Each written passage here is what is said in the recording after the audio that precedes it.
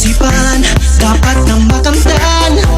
Ito'y isang yaman ng sambayanan. Tamang nutrisyon, tiyak na solusyon. Tayo'y mag-ehersisyo, sabay-sabay na tayo. Gagad yung taglian, talong takuting kaya.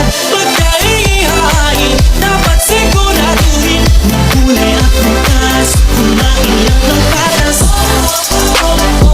Lakas ng katawan, dalas ng isipan. Lakas ng katawan, dalas ng isipan. Healthy life ay ating simulan.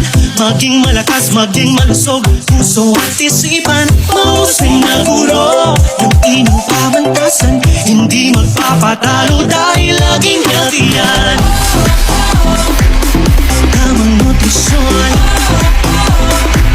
tiyak na solusyon. Tayo'y mag-ehersisyo, sabay-sabay na tayo.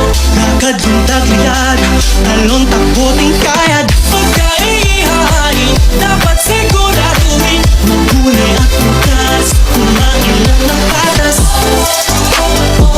Lakas ng katawan, dalas ng isipan.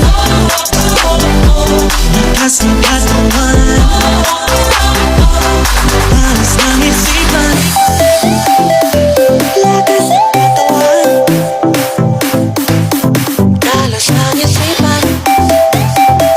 Lakas ng katawan, dalas ng isipan. Tayo'y mag-ehersisyo, sabay-sabay na tayo. Lakad yung tagliad, talong takuting kayad. Pagkaihain, dapat siguraduhin. Magkulay at bukas, kumain lang ng patas. Tayo'y mag-ehersisyo, sabay-sabay na tayo. Lakad yung tagliad, talong takuting kayad. Pagkaihain, dapat siguraduhin. Magkulay at bukas, kumain lang ng patas. Lakas ng katawan, dalas ng isipan. Lakas ng katawan, dalas ng isipan.